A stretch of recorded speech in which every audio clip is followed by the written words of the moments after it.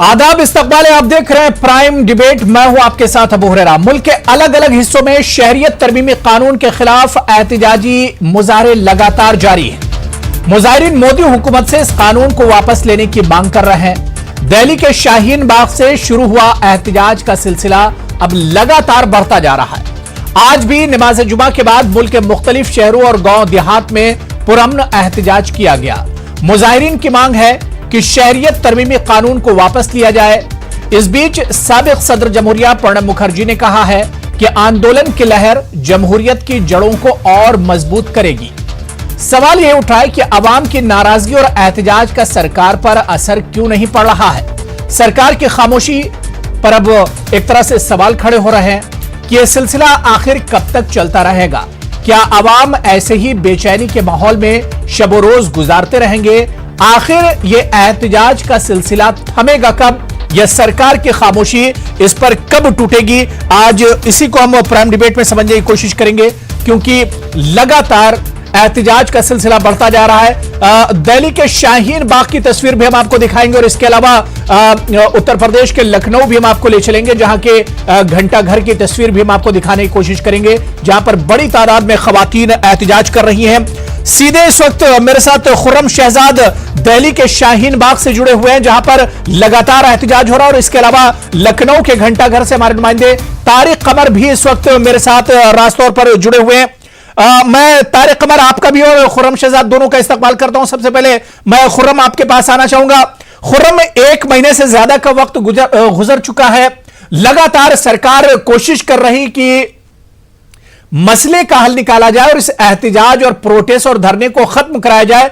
क्या कुछ माहौल आप देख पा रहे हैं? क्योंकि आज जुमे का दिन है और जुमे की नमाज के बाद बड़े पैमाने पर एहतजाज और प्रोटेस्ट होते हैं। शाहीन बाग का क्या कुछ माहौल है आज? खुर्रम,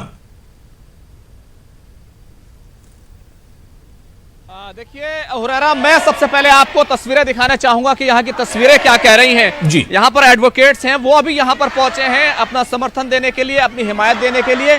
ये सारे लोग पहुंचे हैं, जोश है, बलबला है, खवातीन हैं और जो वकील हैं, वो एडवोकेट्स हैं, वो यहाँ पर पहुंचे हैं। और एनआरसी और सीए के खिलाफ कहीं ना कहीं उन्होंने जिस तरह से मोर्चा खोला था, आज आपको मालूम है सुप्रीम कोर्ट के बाहर भी आज जो कॉन्स्टिट्यूशन का प्रिम्बल है, आज उसको बड़ी तादाद में पढ़ा गया था।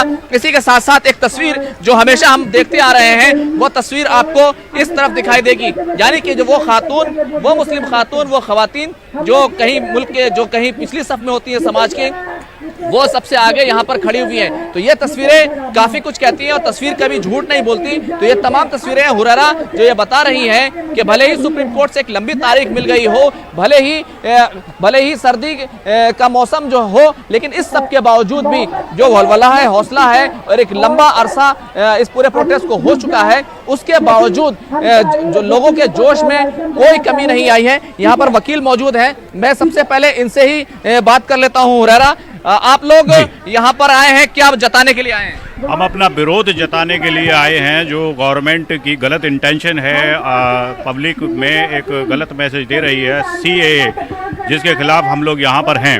और इसके बाद जो एनआरसी लाने की जो धमकी दी जाती है हमको, ये पूरी इंडिया की हर एक सिटीजन को धमकी दी जाती है कि पहले सीएए आएगा, उसके बाद एनआरसी आएगा।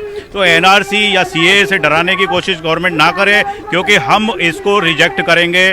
We will reject NRC and CAA also. आप लोग कानून के जानकार हैं, लेकिन सरकार की तरफ से लगातार ये कहा गया ये कानून शहरियत छीनने का नहीं है, शहरियत देने का है। फिर आप लोगों का विरोध, आप लोगों का एहतजाज, आपकी मुखालफत क्यों? देखिए, इसमें आपने सही फरमाया कि हम लोग जो है वो कानून की निटी-ग्रिटी को समझते हैं, हमने उसे पढ़ा है। और मैं यहाँ ये बात बता देना चाहता हूँ कि जो गवर्नमेंट की तरफ से बात आ रही है कि सीएए जो है वो छीनने के लिए नहीं है, शहरियत देने के लिए है और मुसलमानों को इससे कोई परेशानी नहीं होनी चाहिए, तो ये सिर्फ धोखा, भ्रम है और उनके झूठ का हिस्सा है। हकीकत ये है कि सीएए के साथ जब एनआरसी शामिल होता है तो फिर इंसानी हुकूक छीनने की बात होती है। और यहाँ पे सबसे बड़ी बात जो है जिसकी मुखालिफत हम कर रहे हैं, और इसलिए आप देखेंगे यहाँ हमने लिखा है सेव इंडिया सेव कॉन्स्टिट्यूशन, उसकी वजह ही ये है कि यहाँ इंसानों के हुकूक छीनने की बात हो रही है। सीएए कहाँ अगर सीएए से नागरिकता देने की बात है तो उसमें फिर वो मुसलमानों को अलग करने की क्या जरूरत थी? इसके पीछे की मकसदियत और एजेंडे को समझने की जरूरत है। बिल्कुल एक बड़ा सवाल जो उठाया गया है, लेकिन इस सबसे बढ़कर यहाँ की जो खातून है शाहीन बाग क्या कहता है वो हम आपसे जानना चाहते हैं। शाहीन बाग क्या कहता है? शाहीन बाग को आज़ादी चाहिए। शाहीन बाग को जो चाह रहा है एनआरसी और सीए वापस ले लें, हमारे मोदी साहब और अमित शाह जो बोला है उन्होंने, हमें पूरी उम्मीद है कि वो हमारे साथ हैं, हमारा साथ देंगे। वो खवातीन हैं वो क्या कहती हैं जो यहाँ पर बैठी हैं? आपने एक जमाना देखा है, फिर भी आप यहाँ पर आई हैं, क्या कहने के लिए आई हैं आप यहाँ? और कितने दिन तक आपका प्रदर्शन, आज का एहतजाज चलेगा? अनाज से हटने चाहिए लेगे, अनाज से हटने चाहिए लेगे। हाँ, हम क्या बोलेंगे हम क्या बोलेंगे? अब आप लोग के खुद पता है कि हम लोग क्या करने के लिए यहाँ आए हैं। हम अपना देश आज़ाद करने के लिए आए हैं। मेरा देश आज़ाद हो जाए, मेरा देश हमसे छिना रहा, हम अपना देश आज़ाद करेंगे। मोदी जी क्या बोलते हैं, क्या करते हैं? मोदी जी बोलते कुछ और हैं, करते कुछ और हैं। मोदी जी बोले हैं कि बेटी बचाओ बेटी पढ़ाओ, बोले हैं कि नहीं? आज बेटी को रोड पे ला दिए। मोदी जी को जरा सा भी शर्म है?